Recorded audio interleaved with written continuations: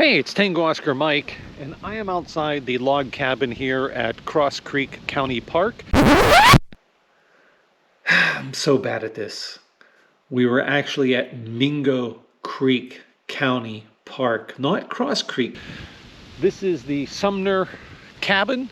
It's over 200 years old. It was donated to the park, and it's only been here since about 2019. But it's a cabin that's over 200 years old, which is pretty cool. It was moved here. The Sumner family built the cabin. Sorry, looking at my notes. The Sumner family built the cabin when they migrated here to the United States. It was relocated to the park in 2019 by the Washington County Planning Commission and the History and Landmarks Foundation.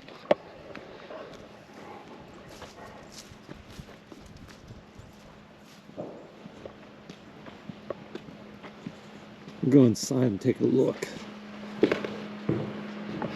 So we're going to be operating from in here. Unfortunately, the fireplace is decorative, so we can't use it. We were getting some air moving in and out of, because it's actually colder in here right now than it is outside. So we're trying to let some air blow through the building, and then we have a little heater to take the chill off, but it's really not bad in here. And once we get people in here and computers and stuff running, I think we're going to be perfectly comfortable. Got this nice table to use and these benches. I did bring a couple of camp chairs and another folding table if we need it. Lighting. As you can see, it is open up there, so all the heat's going to go up there. There's vents, open vents up there, so it's not going to hold heat well, but once it's warm, I think it'll be okay. We're going to run our antennas outside. We're just going to crack the window and run them out the window, and I brought some foam that we can put the coax, fold the coax in between and seal the window so we're not getting too cold here at night. But I think it'll start to warm up in here, and we'll be fine. We got the laptops for our logging from the club, and Mike out here, Alpha Bravo 1 Alpha, is already getting some antennas up in the tree. I think we might put another line up in this tree and run an 80-meter end fed out to those trees over there. I measured it online using Google Maps, and I think it's 170 feet.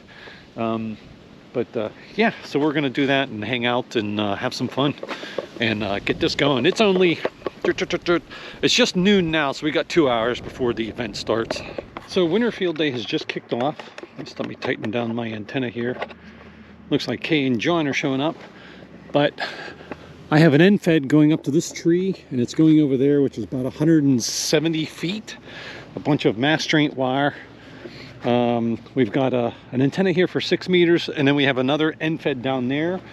We have the cables running into the cabin here. It's all set up. We put foam in the window to keep out the air. We have a little heater in there, but it's really not doing anything because the top of the cabin, the roof is so high and it's open air. But it's really not that bad out. We actually have fantastic weather, so, but it's already kicked off. We got guys in there doing digital, and we'll have some more going here in a little bit.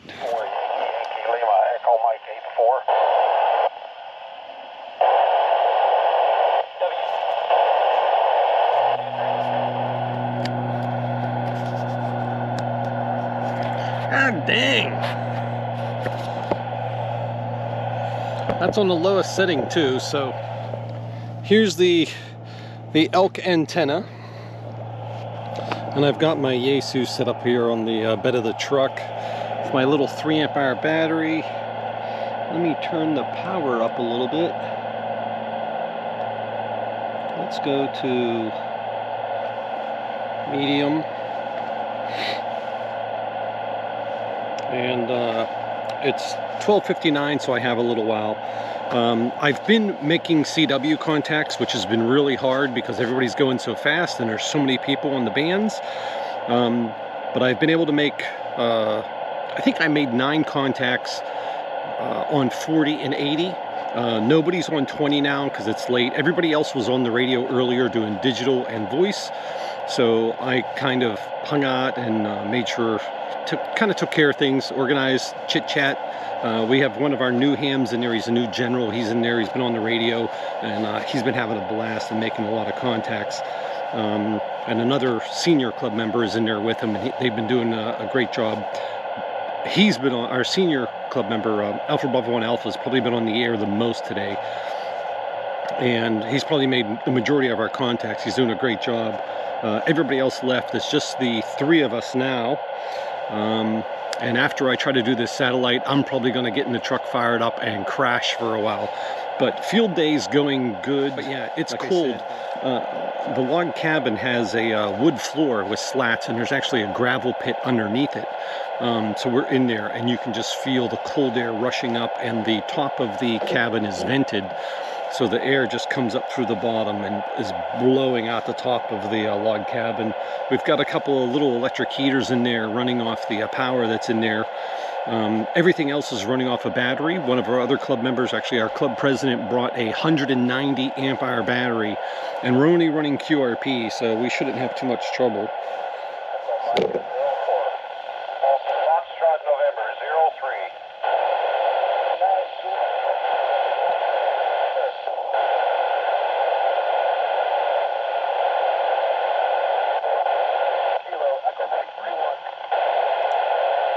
Whiskey Alpha 3, Charlie Oscar Mike, Echo November 90. November.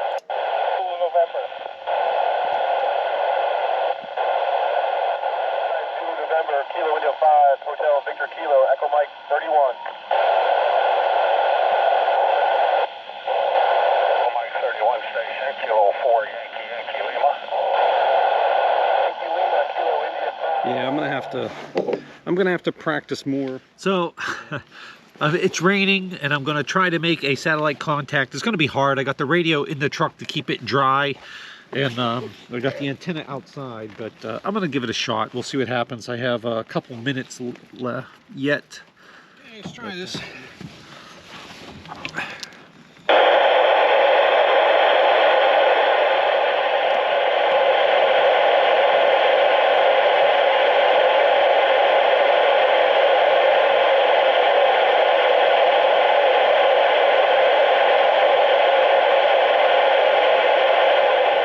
I don't hear anything, and I'm getting soaked, so the antenna's going back in there. Throw the cord in there. Hey guys, it's Tango Oscar Mike. It is Monday after Winter Field Day 2023. I'm home. I'm out in the garage cleaning up some stuff. A lot of my stuff got wet, and I was hanging it up everywhere to dry out and everything. So I'm just taking care of that. We had a great time at Winter Field Day. It went off well. This to me was I normally do Winter Field Day in my backyard, in a tarp shelter or something like that, and try to go a little bit, roughing it a little bit. And this year I wanted to do something with my club. We're trying to do more activities with the club to bring in new members and keep the members we have. And I think doing activities like this is one of the ways to do that. We do Summer Field Day, but honestly, we haven't really done any other activity in a long time. We did have a QRP night, which was really successful, and we need to do another one of those.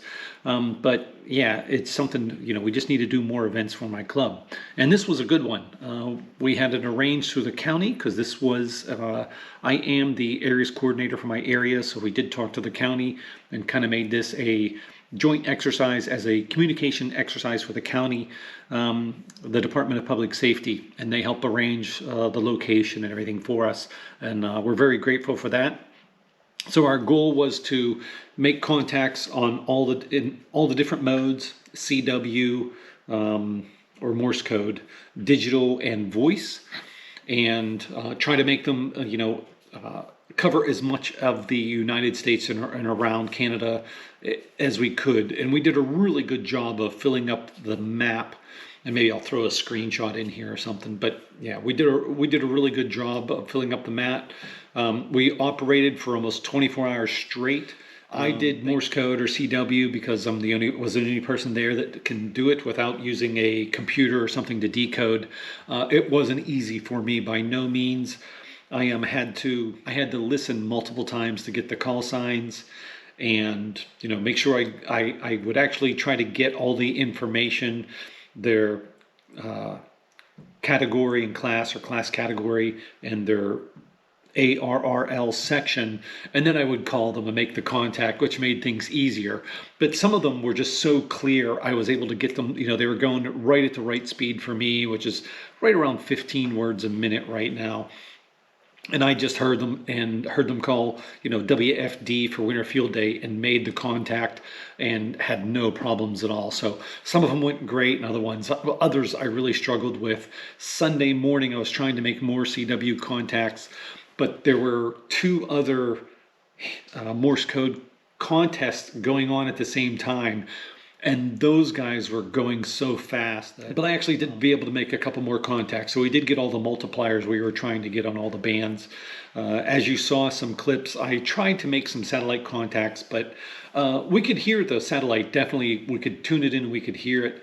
And I know my radio was on the right frequency to transmit, but we weren't hearing our echo, and maybe that's something with the radio. I really need to play with it more. I really didn't have a lot of experience before this. I made a couple of satellite contacts before this, but I really need some more practice before I do it again for another contest. But I even stayed up late the one night to try to make a contact, and just no luck. I was trying to do SO50, and some websites say that it has the PL tone, so I even made sure I had the PL tone right, and could hear lots of people, but don't know if I was getting through, and nobody answered me.